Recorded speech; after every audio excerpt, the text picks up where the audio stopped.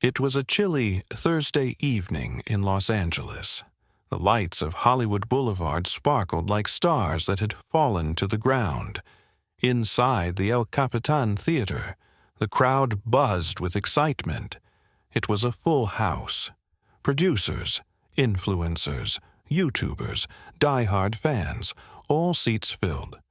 Tonight's guest was no pop star, no TikTok celebrity, no Marvel actor. Tonight's guest was Clint Eastwood. Dear listeners, before we move forward, please subscribe my channel to hit 1,000 figure. A hush fell over the backstage crew. Jimmy Kimmel leaned forward at his desk, straightening his cue cards, his eyebrows raised with a mix of curiosity and caution.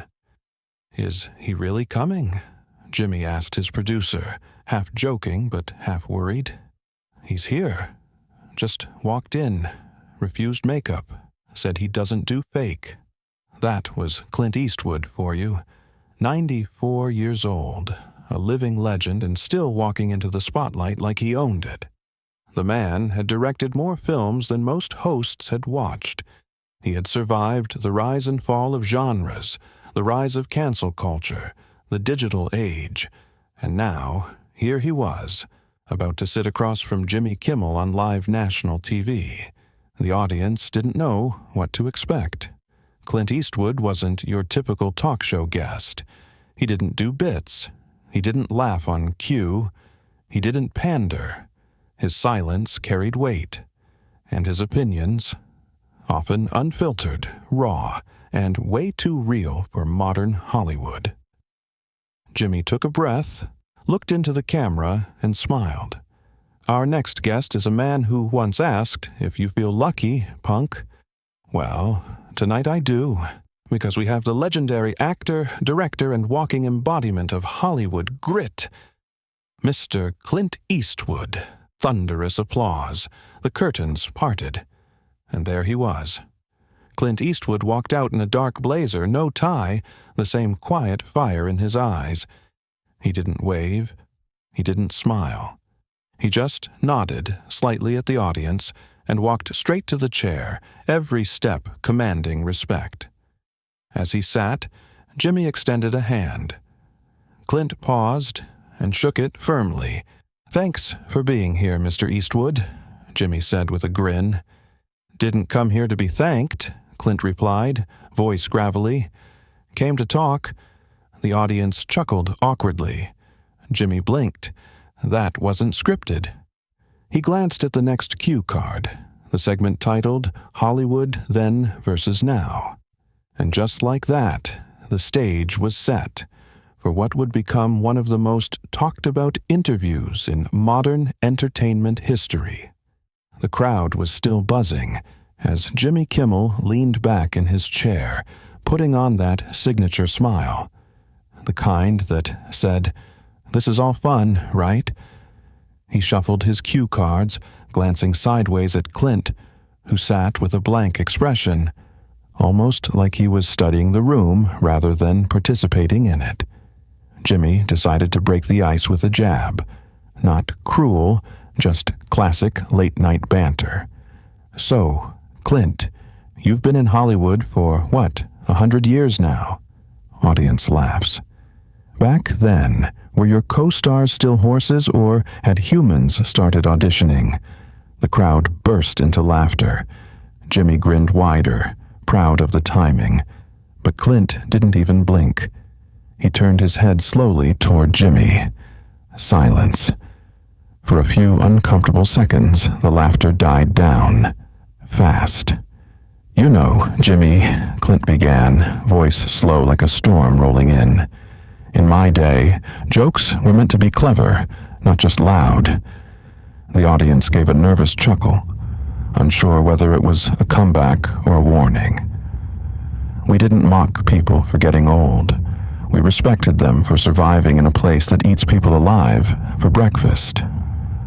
Jimmy cleared his throat, still smiling, but his posture shifted, slightly more guarded now. "Well, come on, Clint. You've got to admit. Some of those old westerns, I mean, very macho, very outdated now, right?" That was the moment everything shifted. Clint leaned forward, hands clasped together, his voice now firmer, sharper. "You want outdated, Jimmy? Let's talk about this town canceling real men because they don't cry on command, or calling every old-school movie toxic because it doesn't apologize every 5 minutes." The audience went dead silent. Clint wasn't smiling. Jimmy wasn't either. "We made films with guts," Clint continued. "Now everyone's worried about hashtags and who's trending on TikTok. You think that's progress?" Jimmy blinked, glancing off camera toward his producer. This wasn't how it was supposed to go. "You know," Clint added with a smirk that didn't reach his eyes, "back in the day, we called that cowardice. Now, they just call it woke." The room froze. Someone in the audience let out a surprised, "Ooh."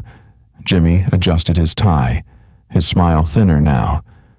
"Well, you're definitely not afraid to say what you think, are you?" Clint sat back in his chair, calm as ever. "I've earned that right, Jimmy. The question is, has Hollywood earned the right to silence it?" No laugh track, no music cue, just raw tension filling every inch of the studio. And just like that, the interview had turned from light-hearted to legendary. Jimmy Kimmel, visibly rattled, reached for a mug of water. He gave a quick chuckle to ease the tension, hoping the crew would roll a laugh track or shift to commercial. But Clint Eastwood wasn't letting this go. Not now. Jimmy leaned forward slightly, his tone gentler, trying to steer the ship back to safer waters. "Let's talk about legacy for a second, Clint. You've won Oscars. You've made unforgettable films. I mean, Gran Torino, $1 Million Baby, Unforgiven, classics. How does it feel to have shaped American cinema the way you have?" The crowd clapped, almost in relief. It felt like things might calm down. Clint gave a short nod. He looked down at his hands for a moment, then back at Jimmy. "Legacy's a funny thing, Jimmy. In this town, your legacy depends less on your work and more on who likes your tweets." The audience went quiet again. Jimmy forced a small laugh. "Well, I think people respect your work."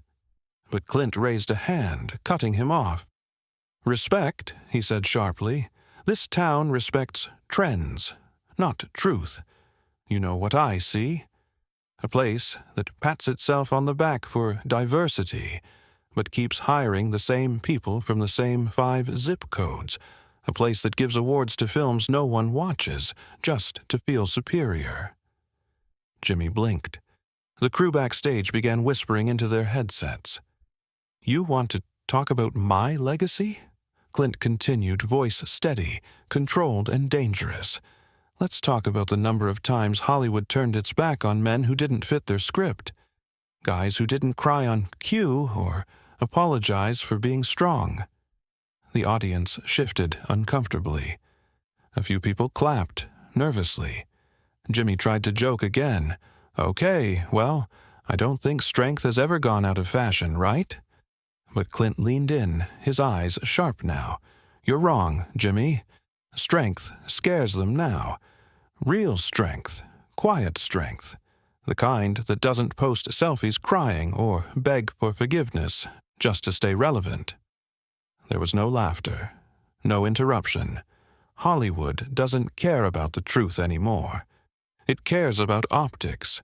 It sells pain for profit, preaches values it doesn't practice, and silences anyone who dares to question the herd. The audience gasped. Jimmy looked stunned. You could feel the air shift. This was no longer an interview. This was a reckoning. They pretend to care about veterans in one film, Clint said, then blacklist directors for telling the same truths off-screen. They talk about mental health, then push young actors to the brink for box office numbers. Jimmy sat back, his face pale now. Clint turned toward the camera. "You want to know what's outdated? Not my movies, not my morals. What's outdated is this industry pretending to be something it's not. Silence. Dead silence. No cue cards could save Jimmy now. No script could rewrite what had just happened. And Clint? He just folded his arms and waited. The studio was frozen. Not a single crew member moved. Jimmy Kimmel, once the master of late-night comedy, sat quietly, face drained, hands folded awkwardly on the desk, unsure what to say. Clint Eastwood had hijacked the show, not for drama, but for truth. Clint leaned forward slowly, eyes locked onto the camera lens like it was the soul of Hollywood itself. "You know what I miss, Jimmy," he said, voice gravel deep. "I miss when men didn't need hashtags to be decent, when people didn't confuse followers with character, when truth wasn't edited for optics." He paused. No music, no laughs, just the tension of a nation listening. Hollywood says it's about progress, but it's stuck in a loop. The same scripts, the same awards, the same speeches about change from people who never change. He scanned the silent crowd. Actors, producers, influencers, all frozen. You want change? Here's how it starts. Stop pretending courage is found in scripts. It's found off camera, in silence, in actions, not in applause.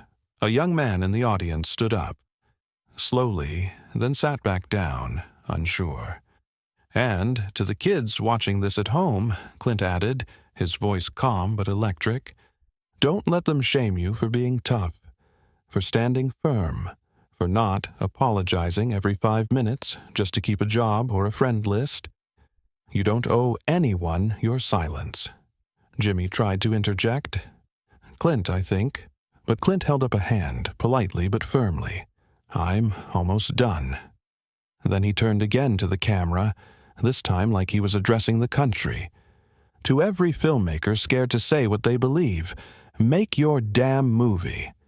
To every man told to sit down and shut up, stand taller, and to every kid being taught that strength is toxic, remember this. A backbone isn't hate, it's survival. A soft gasp rippled through the crowd. Some applauded. A few stood. One woman in the front row wiped a tear. Jimmy sat back, silent. No cue card, no witty comeback, just awe. And then, like the Clint Eastwood of old, he stood from his chair, adjusted his jacket, tipped an invisible cowboy hat to the crowd, and simply said, "That's all I came to say. Do with it what you want." He turned to Jimmy. "Thanks for the water." And just like that, Clint Eastwood walked off the set. No wave, no applause needed, just footsteps echoing behind him like thunder. The screen faded to black before the credits could roll.